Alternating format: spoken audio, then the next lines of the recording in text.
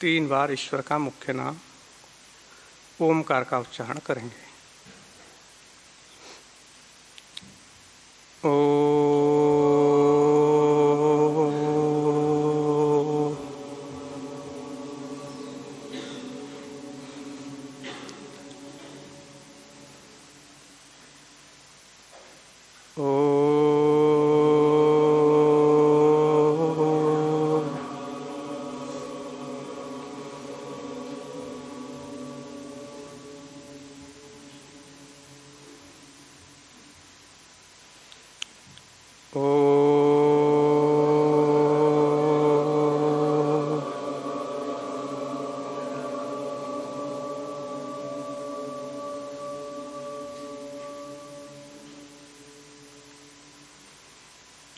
ओम सहना भवतु सहनो भुनक्तु सह वीर्यं करवावहै तेजस्विनावधीतमस्तु मा विद्विषावहै।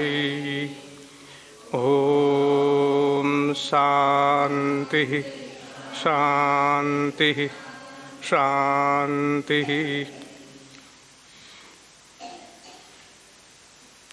समुपस्थित मित्रजन, धर्म प्रेमी सज्जनों, मातृशक्ति प्रिय ब्रह्मचारीगण, ऋग वेदादि भाष्य भूमिका में वेद विषय विचार चल रहा है। पिछले कक्षा में द्रव्य का पूर्णतया नाश नहीं होता है, वो सूक्ष्म हो जाता है, अदर्शन हो जाता है, कारण में चला जाता है। इस प्रकार की बात रखी थी। यज्ञ प्रश्न क्या था कि ये यज्ञ में डाला गया सुगंधी आदि पदार्थ है, वो यज्ञ में डालने से नष्ट हो जाता है। तो उसके उत्तर में आया था कि नष्ट नहीं होता है, अपितु वो अदृश्य हो जाता है, दिखे हमको नहीं देता है, जिसे हम नाश कहते हैं।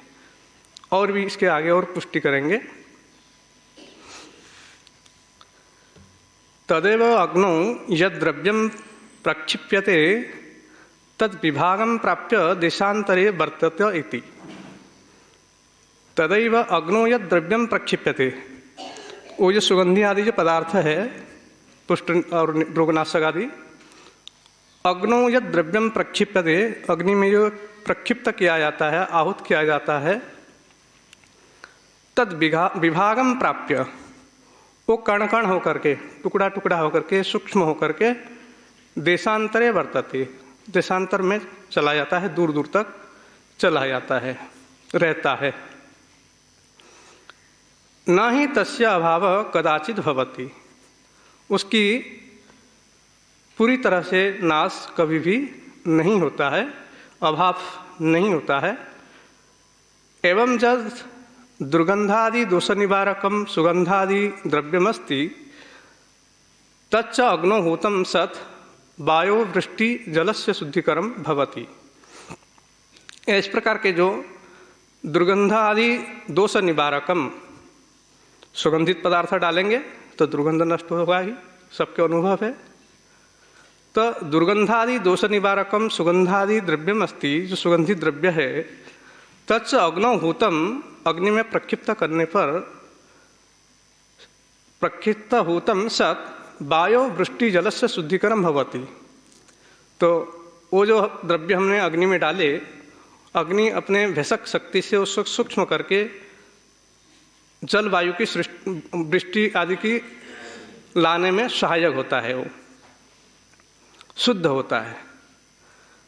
तस्मिन् निर्दोषे सति सृष्टये महान ही उपकारो भवति सुखम च। और उस प्रक्षिप्त किए हुए सामग्री आदि के द्वारा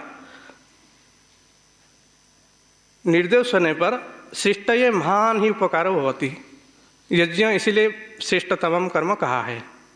ये बहुत बड़ा उपकार होता है इसे, इसलिए इसको श्रेष्ठतम कर्म कहा है और उससे बड़ा भी सुख भी मिलता है। अतः कारणात् यज्ञ कर्तव्य एवं इति, इसीलिए क्या है, हमें यज्ञ करना चाहिए। सृष्टि के उपकार होता है और सुख भी मिलता है, इसीलिए यज्ञ अवश्य हमें करना चाहिए। आगे और कुछ प्रश्न कर रहे हैं। किंच भो वायु वृष्टि जल शुद्धिकरणम एवं यज्ञस्य प्रयोजनम अस्ति चेत तर्हि गृहाणां मध्ये सुगंधद्रव्यारक्षणेन एतत् सेत्स्यति पुनः किमर्थम एतावान आडंबरः। भाई आप कहते हो कि ये जो सुगंधी पदार्थ है, कस्तूरी केसर आदि और भी जो आहूत किया जाता है द्रव्य है, ये तो भाई घर में भी रख देंगे तो भी सुगंधी आ जाती है, तो अग्नि में डालना के दिया और अपने हवन करके इतने आडंबर करो, ऐसे सजाओ, इतने ये करो, मंत्र बोलो, मंत्र आदि आगे भी आएगा उसका, तो इतने फिर आडंबर करने की क्या जरूरत है। तो आगे उसके उत्तर देते हैं, नहीं व शक्यम, ऐसे नहीं हो सकता है। उसके हेतु बताते हैं, नैव तेन अशुद्धो वायु सूक्ष्म भूत्वा आकाशम गच्छति। जो बोरी में या डिब्बे में या कहीं अपने बस अपने और किसी में रखते हैं सुगंधित आदि पदार्थ, कस्तूरी केसर इलायची लौंग कोई भी, तो जो पदार्थ रखते हैं उसमें वो सुगंधी नहीं आएगी जो अग्नि में प्रक्षिप्त करने पर आता है। थोड़े तो आती है, कमरे में थोड़े हल्की सी गंध दिखती है, सूंघने में आता है, परंतु जो अग्नि में डालने से जो लाभ है वो नहीं हो सकता, ये कह रहे हैं। नहीं वह तेन अशुद्धो वायु सूक्ष्म भूत्वा आकाशम गच्छति। जो अपनी अग्नि की जो अपने शक्ति की भेदक शक्ति है, छिन्न भिन्न करने की जो शक्ति है, उस शक्ति से क्या है, वो पूरा परमाणु से बिखर जाते हैं, छिन्न भिन्न हो जाते हैं, उसके गुण दूर दूर देश तक फैलते हैं। इसलिए कहा कि तेना अशुद्ध वायु सूक्ष्म भूत्वा, सूक्ष्म होकर के आकाशम गच्छति, दूर दूर तक चला जाता है, आकाश के ऊपर के ओर चला जाता है। तस्य पृथक्त्व लघुत्व अभावात्, तस्य पृथक्त्व लघुत्व अभावात्। सामान्य रूप से अपने इतने सूक्ष्म और लघुत्व हल्कापन नहीं हो सकता है, अग्नि में प्रक्षेप करने पर जो अपने सूक्ष्मता और लघुता आ जाती है उसमें। इसीलिए क्या है, अग्नि में आहूत करने से अधिक लाभ है। तत्र तस्य स्थितौ सत्याम नैव बाह्यो वायुरागन्तुम शक्यो अस्ति अवकाश अभावात्। और दूसरी बात एक बता रहे हैं कि तत्र तस्य, तत्र मतलब वो जो स्थान है, तस्य स्थितौ सत्याम, उसमें उस स्थित मतलब वो जो पदार्थ है, उस पदार्थ के रखने पर ही नैव बाह्य वायुरागन्तुम शक्यो। एक बोरी में आपने बांध रखे अपने सुगंधित पदार्थ, तो उसमें फिर वायु कैसे जाएगी। पैक है आपके गिलास में हो या टीन में होगा, किसी में बोरी में हो, किसी में भी हो, पैक है तो उसमें वायु ठीक से नहीं प्रवेश कर सकती है, और वायु प्रवेश नहीं करते तब उसको फिर अपने स्थान के अभाव होने के कारण वायु प्रवेश नहीं कर पाने पर क्या है, आकाश तक भी पहुंचा भी नहीं सकते। ढोने के काम किसका है, वायु के है। एक स्थान से दूसरे स्थान पर सुगंधी आदि पदार्थों को ले जाने वाली कोई साधन है तो वो वायु है। तो जो पेग है, उस पेग चीज़ को क्या है, वायु उसमें प्रवेश नहीं हो सकता है आकाश के अभाव के कारण, खाली स्थान नहीं होने के कारण। तो फिर वो जो सुगंधी आदि पदार्थ के जो गुण धर्म है वो फिर दूर दूर तक अपने फैल नहीं सकती है। तत्र तस्य स्थितौ सत्याम नैव बाह्य वायुर आगन्तुम शक्यो अस्ति अवकाश अभावात्। क्योंकि उसमें आकाश का अभाव है, खाली स्थान नहीं है, पेग है, एकदम ठसाठस भरा हुआ है। इसीलिए क्या है, वो जो हवन में जो डालने से जो सुगंधी और अपने दूर दूर तक फैलने की बात बताई है, वो बात आपके घर में अगर कस्तूरी केसर आदि अनेक प्रकार के जो सुगंधित पदार्थ है रखने पर इतने लाभ नहीं होगा। तत्र पुनः सुगंध दुर्गंध युक्तस्य वायुर्वर्तमानत्वात् आरोग्यादिकं फलमपि भवितुम अशक्यमेव अस्ति। जो तत्र मतलब जो घर में रखे कि किसी में भी रखे, कहीं भी रखे, पुनः सुगंध दुर्गंधा युक्तस्य वायुर्वर्तमानत्वात्, सुगंधी युक्त और दुर्गंध युक्त जो वायु है उसका विद्यमान होने के कारण आरोग्यादिकम फलम अपि भवितुम अशक्यम। आरोग्य मतलब रोग का अभाव, आरोग्यस्य भाव आरोग्यम, रोग का न होना, रोग का अभाव। तो जो आरोग्य मिलता है हमको, ठीक है ना, रोग का अभाव होता है, रोग नाश हो जाता है, वो फिर रखे हुए पदार्थ से वो अपने नहीं हो पाता है, जो अपने अग्नि में आहूत किए हुए सुगंधि से होता है। इसलिए ये क्या है, अपने जो कहे आप अपने की घर में रखे हुए सुगंधी पदार्थ आदि से भी हम अपने ये काम चला देंगे, तो ये संभव नहीं है, क्योंकि उसमें इतने सामर्थ्य नहीं है कि उसमें स्थित जो गुणधर्म है अपने परमाणु के रूप में देशांतर तक पहुंच सके। इसलिए ये बात आपकी ठीक नहीं है।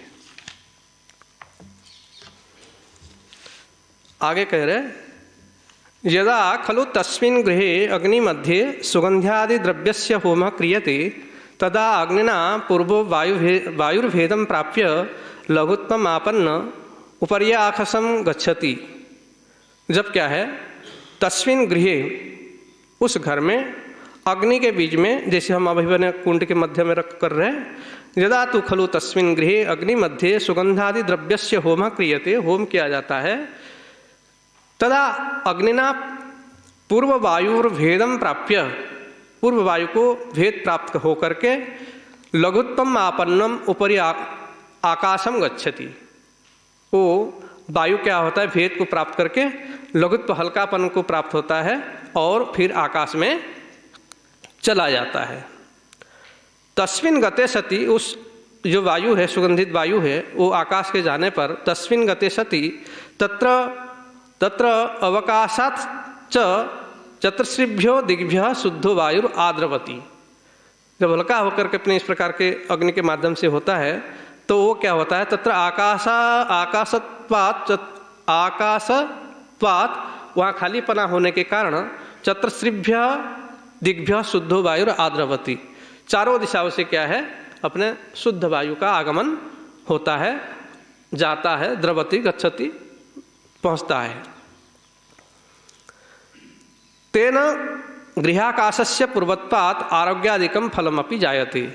उस काम को करने से, हवन करने से, गृहाकाशस्य पूर्वत्वात्, जो पहले जो अपने खाली स्थान था उस खाली स्थान के अपेक्षा जो हवन से जो सुगंधि युक्त स्थान हुआ, पूर्णत्वात्, पूर्ण होने के कारण आरोग्यादिकं फलमपि जायते, आरोग्यता को व्यक्ति भी प्राप्त होता है, रोग नहीं होते हैं।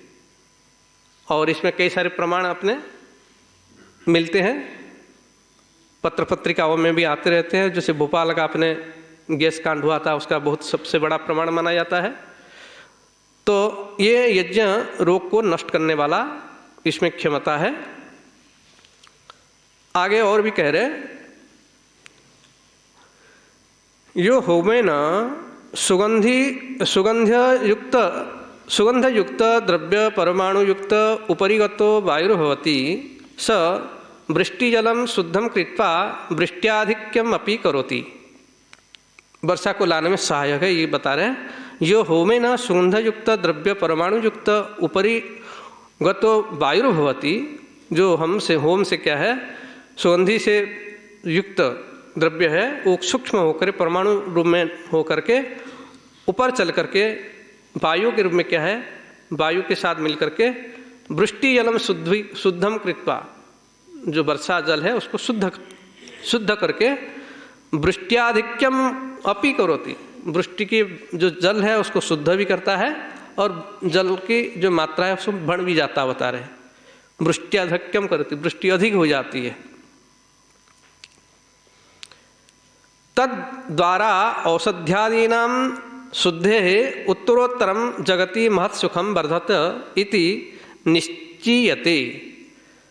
तद्वारा केन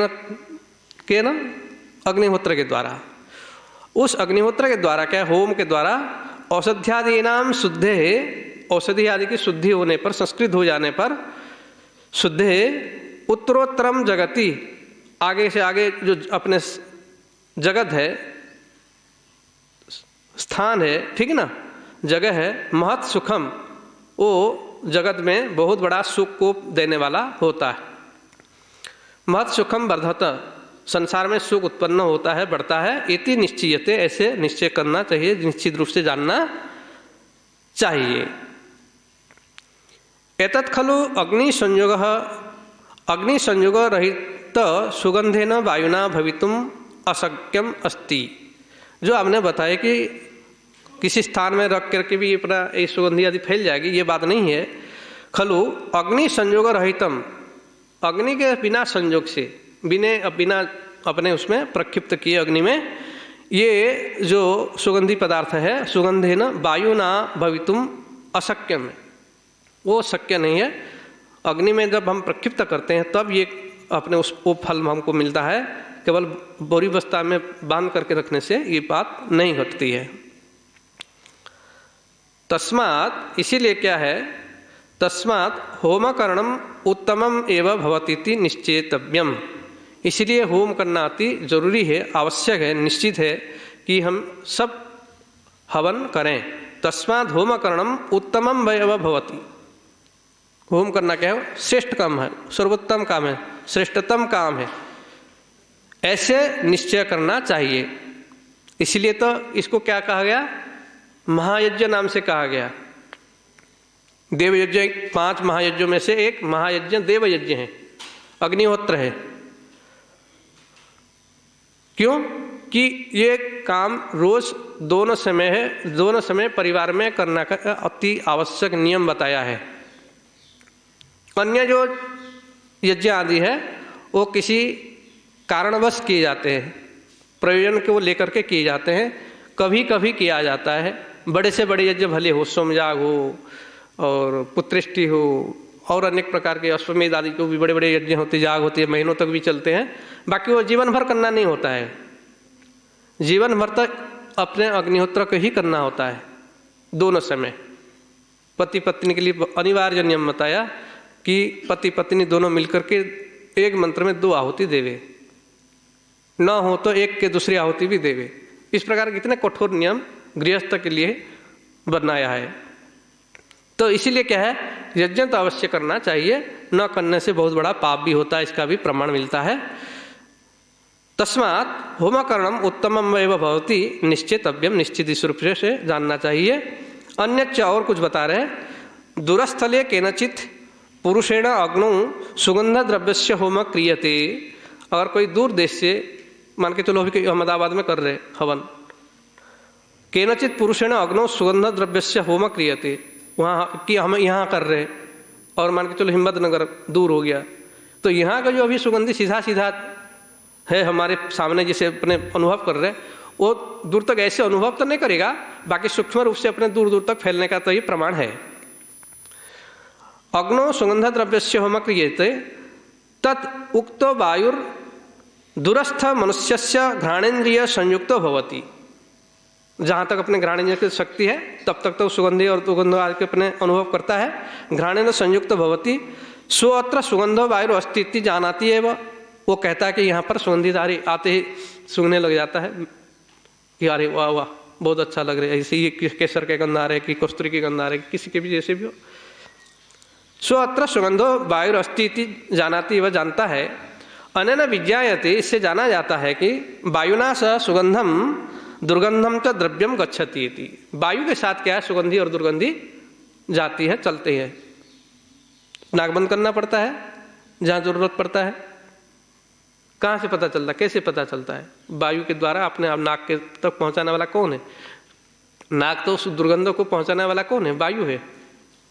सीधा नाक बंद करते, और कोई सुगंधी आ रहे तो अपने फूल के, अपने चमेली चंपा के, हमारे यहाँ आश्रम में जगह जगह महक आता रहता है तो बड़े आनंद आता है, सूंघना पड़ता है भी, ठीक है। और जैसे दुर्गंध आता है फट रुमाल निकाल के बंद करना पड़ता है। तो ये किसका काम है? वायु के काम है। सो अत्र सुगंधो वायुरस्ति इति जानति इति अनेन अनेन विज्ञायते वायुना सह सुगंधम दुर्गंधम च द्रव्यम गच्छति इति। दुर्गंध और सुगंध दोनों प्रकार के वायु जाती है। तद यदा स दूरम गच्छति तदा तस्य घ्राणेन्द्रिय संयोग न भवति। दूर तक जब हो जाता है, उधर कहीं अपने मान के चलो कुछ चीज पड़ी है रोड के आर पार उस पार, और उसमें दुर्गंध आ रहे, बाकी हमको अभी वहाँ अनुभव भी नहीं हो रहे। एक तो हमारे इधर से बावजूद नहीं आ रहे, और दूर हो गया तो अपने हमको अपने उसके जो नासिका की शक्ति है उसके साथ हमारे अभी संयोग नहीं हो पा रहे, दूर हो गया हमसे, इसीलिए उसके हमको पता नहीं चलता है। न भवति पुनर्बाल बुद्धि नाम भ्रमो भवति। इसे क्या है, जो बाल बुद्धि है, तो मूढ़ बुद्धि वाले होते हैं, उनका भ्रम होता है। स दुर्गंधो नास्ति इति, वो सुगंधो नास्ति इति, सुगंध नहीं है ऐसे कहते हैं। परंतु तस्य हुतस्य पृथक भूतस्य वायुस्थस्य सुगंधयुक्तस्य द्रव्यस्य देशांतरे वर्तमानत्वात् तैर्न विज्ञायते। बाकी जो उसको नहीं जानना है, वो अपने उसको असली कारण पता नहीं पड़ रहा है, जो मूढ़ व्यक्ति है। ये कह रहे यहाँ बता रहे हैं, तस्य हुतस्य पृथक भूतस्य वायुस्थस्य, जो वायु में स्थित सुगंधि अपने वायु है, सुगंधयुक्तस्य द्रव्यस्य, द्रव्य की जो वायु है, देशांतरे वार्तमानत्वात्, यहाँ हम हवन कर रहे हैं और देशांतर मतलब अन्य स्थान दूर दूर तक ये इसके सुगंधि फैल रही है। वर्तमानत्व विद्यमान होने के कारण तैर न विज्ञायते, उसके कारण वो जान नहीं पाता है, बाकी विद्यमान है। अन्यदपि खलु होमकरणस्य बहुविध उत्तमं फलमस्ति तद विचारेण बुधैर विज्ञेय इति। तो और भी कई सारे फल है, लाभ है यज्ञ का। अन्यदपि खलु होमकरणस्य, होम करने से बहुविधम उत्तमम फलम, बहुत अच्छा फल मिलता है, और उसके विचार भी बुधे ही विद्वानों के द्वारा ये बताया गया है, जाना गया है। तो यज्ञ जो है क्या है, सर्वोपकारक है, और यज्ञों को हमको अवश्य करना चाहिए, क्योंकि उसमें अनेक प्रकार के हमें सुख मिलता है, फल मिलता है, उत्तम फल मिलता है।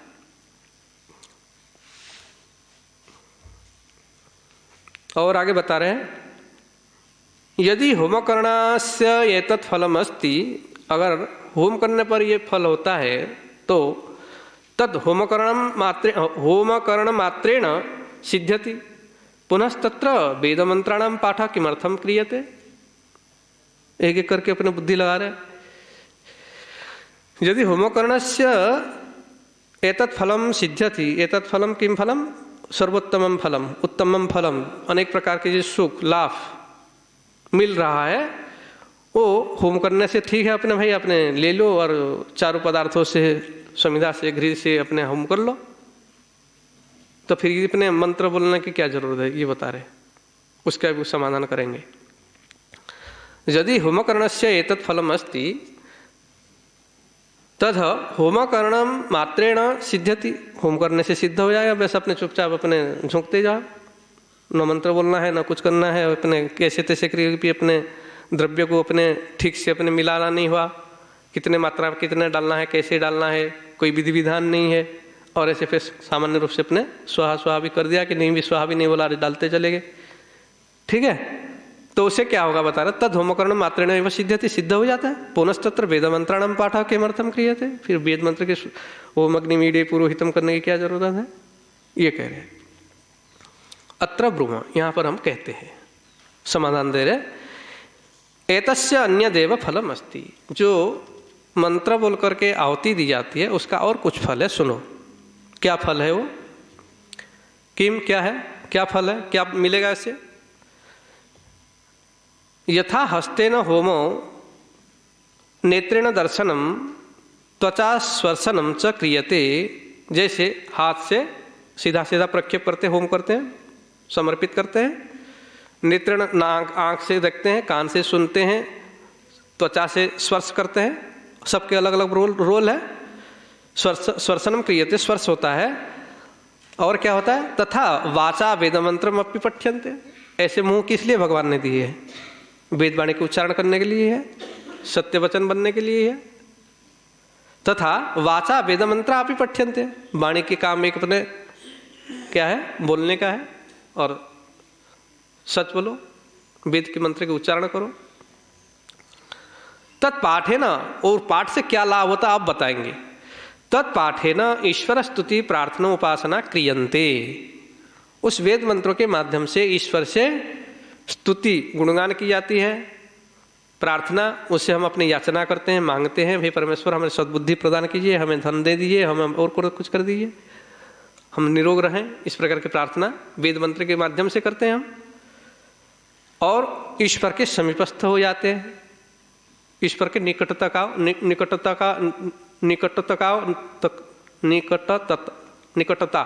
को प्राप्त करते हैं। तो ये और भी और आगे बताएंगे। होमेन किम फलम भवति इति अस्य ज्ञानम तत् पाठानुवृत्त्या वेद मंत्राणाम रक्षणम ईश्वरस्य अस्तित्व सिद्धिश्च। ये और बता रहे हैं, गहरी बात बता रहे हैं।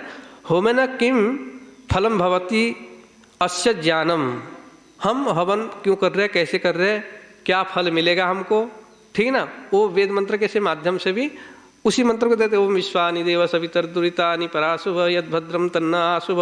हम इस मंत्र से किस भावना से दे रहे, हमारी जो दुर्गुण दुर्व्यसन दुख है वो दूर होकर हमें उत्तम शुभ गुण कर्म स्वभाव से युक्त करे। स्वाहा, ये हम सत्य कहते हैं, ऐसी भावना से हम आहुति दे रहे।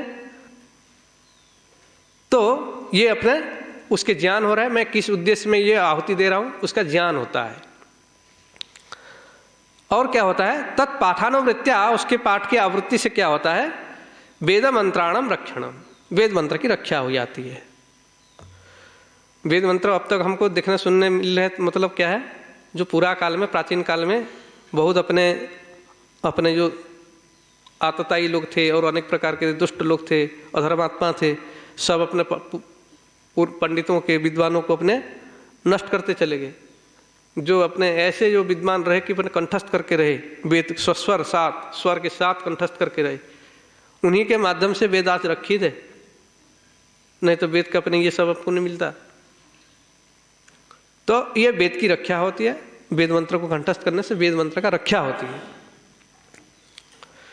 तो वेद मंत्राणाम रक्षणम ईश्वरस्य अस्तित्व सिद्धिश्च, और ईश्वर है, ईश्वर की सत्ता, ईश्वर की विद्यमानता भी इसे सिद्ध होता है। अन्यच्च, और भी बता रहे, अन्यच्च सर्व कर्मादौ ईश्वरस्य प्रार्थना कार्या इति उपदेशः। ये आर्यों का परंपरा है, संस्कृति है कि प्रत्येक कार्यों को करते हुए शुभ कर्म जो भी होते हैं वो ईश्वर को हम क्या करते हैं, सामने रख के ईश्वर की स्तुति प्रार्थना उपासना करते हुए, ईश्वर की उपासना करते, ईश्वर की पूजा करते हुए, ठीक है ना, हम अपने क्या करते हैं, कोई भी शुभ कर्म को प्रारंभ करते हैं। तो सर्व कर्मादो कर्म के आदि में प्रारंभ में क्या करते हैं, ईश्वर से प्रार्थना, ईश्वर से हम प्रार्थना करते हैं। कार्य मतलब करने योग्य है, ठीक ना, नियत प्रत्यय, कार्य मतलब करना चाहिए। प्रार्थना कार्य उपदेश, ये शास्त्रों में उपदेश है, कथन है। यज्ञ तो वेद मंत्राण क्या है, यज्ञ तो वेद मंत्रोच्चारणात्, वेद मंत्र के उच्चारण से सर्वत्रैव तत्प्रार्थना भवति इति वेदितव्यम। यज्ञ में क्या है, वेद मंत्र उच्चारण से, यज्ञ में वेद मंत्र के उच्चारण से सर्वत्रैव तत्प्रार्थना भवति इति वेदितव्यम। वेद मंत्र के उच्चारण से क्या, हमें प्रार्थना कर रहे, ईश्वर से मांग रहे, कुछ याचना कर रहे, बुद्धि की, बल की, आरोग्यता की, धन दौलत की, पुत्र की, जो भी कामनाएं हैं हमारे हैं, विद्यादि, वो सब हम मांग रहे हैं। तत्प्रार्थना भवति इति वेदितव्यम, ईश्वर सुख प्रार्थना करते हुए हम अपने वेद मंत्र को उच्चारण करते हैं।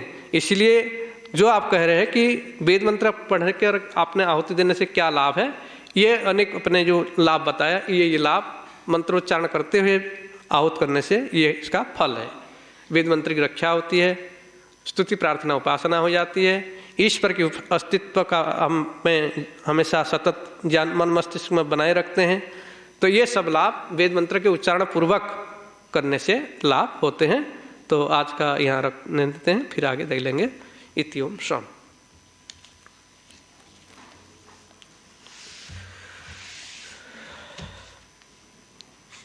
अथ शांति पाठ। ओम द्यौ शांतिरंतरिक्षं शांति, पृथिवी शांतिरापः शांतिरोषधयः शांति, वनस्पतयः शांतिर्विश्वे देवाः शांति, ब्रह्म शांति सर्वं शांति, शांतिरेव शांति, सामा शांतिरेधि। ओम शांति शांति शांति। सर्वेभ्यो नमः। सबको सादर नमस्ते जी।